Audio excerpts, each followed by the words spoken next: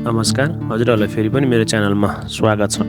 आज हामी लप्सीको एकदम मिठो स्वादिष्ट अचारको रेसिपी लिएर आएका छौं।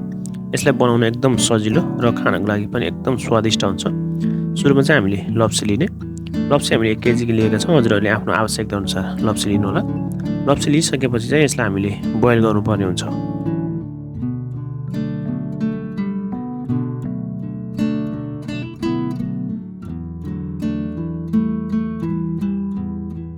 यसलाई करिब हामीले अब छोपेर 5 देखि 6 मिनेट जति बोइल गर्नुपर्छ।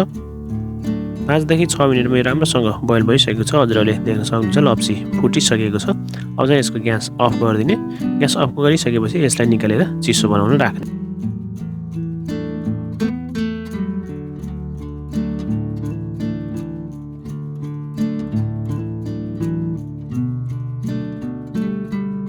हजुरहरुले देख्न सक्नुहुन्छ एकदम राम्रोसँग बोइल भइसकेको छ। अब चाहिँ अघि हामीले लप्सी बोइल गरेको पानीमा चाहिँ चिनी राख्ने। हजुरहरुले कतिको गुलियो अचार बनाउन चाहनुहुन्छ त्यही अनुसार चिनी राख्न सक्नुहुनेछ। हामीले चाहिँ 1 बाउल चिनी राखेका छौं। चिनी राखेर यसलाई राम्रोसँग फिटेर चाहिँ हामीले बाक्लो सिरप बनाउनु पर्छ।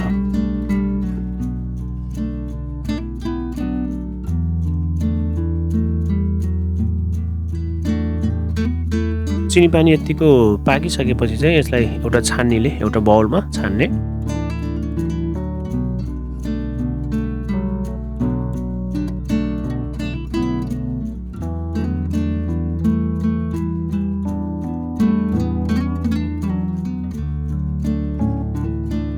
अब चाहिँ हाम्रो लप्सी सेलाइसकेको छ, चिसो भइसकेको छ। लप्सी सेलाइसकेपछि चाहिँ यसको बोक्रा निकाल्नु पर्छ।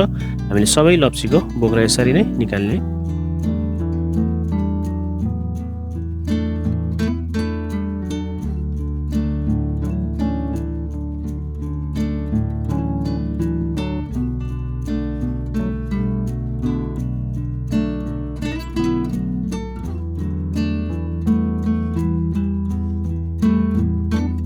सबै लप्सीको बोक्रा हामीले निकालिसकेको छौं। अब यसलाई पकाउनको लागि चाहिँ एउटा प्यान हिट गर्ने।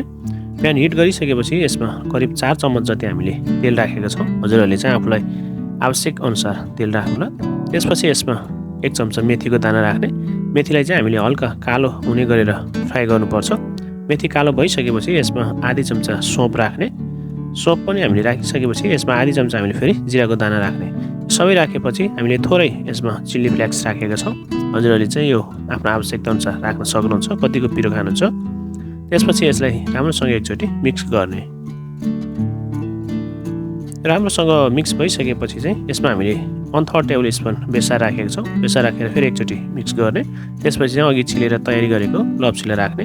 लप्सी राखिसकेपछि एकचोटी राम्रोसँग फेरि यसलाई मिक्स गर्ने।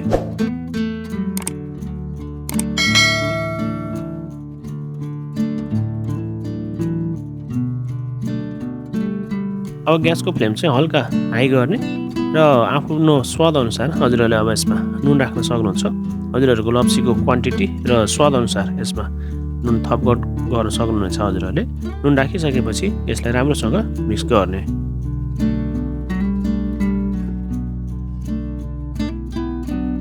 राम्रोसँग मिक्स भइसकेपछि हजुरहरुले यसमा स्वाद अनुसार खुर्सानी पाउडर राख्नु होला। यदि हजुरहरुले खुर्सानी पाउडरको ठाउँमा चाहिँ खुर्सानी पेस्ट पनि बनाएर राख्न सक्नुहुन्छ। यसलाई राखिसकेपछि चाहिँ फेरि एकचोटी हामीले यसलाई राम्रोसँग मिक्स गर्ने।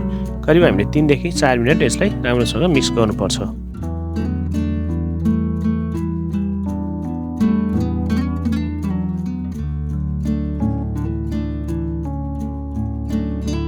यसरी हामीले पाउडर राखेर मिक्स गरिसकेपछि अब यसमा अघि बनाइराखेको सुगर सिरप राख्ने।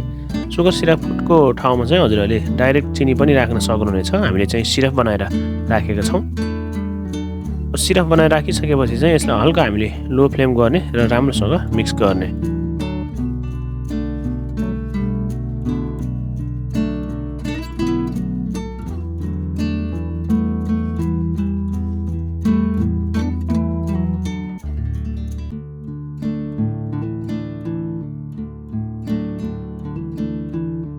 अब करिब यसलाई हामीले लगभग 5 मिनेट जति लो फ्लेममा राम्रोसँग पकाउनु पर्छ। 5 मिनेट भइसकेको छ। हजुरले देख्न सक्नुहुन्छ अचार फाइनली एकदम रेडी भइसकेको छ। अब चाहिँ यसको ग्यास अफ गर्ने।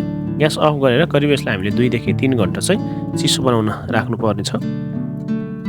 हामीले चाहिँ यसलाई 2 घण्टा चिसो बनाउन राखेको छौँ। हजुरहरूले देख्न सक्नुहुन्छ 2 घण्टा पछि अचार एकदम राम्रोसँग जमिसकेको छ। अब चाहिँ यसलाई एकचोटि फेरि राम्रोसँग मिक्स गर्ने।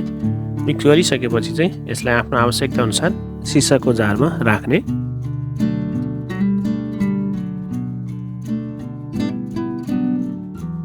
यसरी हामीले सिसाको जारमा राखिसकेपछि चाहिँ करिब यसलाई हामीले 2 देखि 3 दिनसम्म घाममा सुकाउनु पर्छ र त्यसपछि चाहिँ हामीले किचनमै राखेर महिनौसम्म राखेर यसलाई मजाले खान सकिन्छ।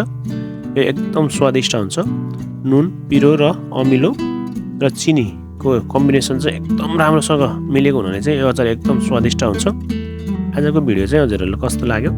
मन परेमा लाइक, सेयर र कमेन्ट गर्न नभुल्नु होला। यदि मेरो च्यानलमा हजुरहरू नयाँ हुनुहुन्छ भने कृपया च्यानललाई सब्स्क्राइब पनि गरिदिनु होला। आगामी दिनमा पनि यस्तै भिडियो लिएर आउनेछौँ। त्यतिन्जेलसम्मको लागि बिदा चाहन्छौँ। हस्त धन्यवाद। हजुरहरूको दिन शुभ रहोस्।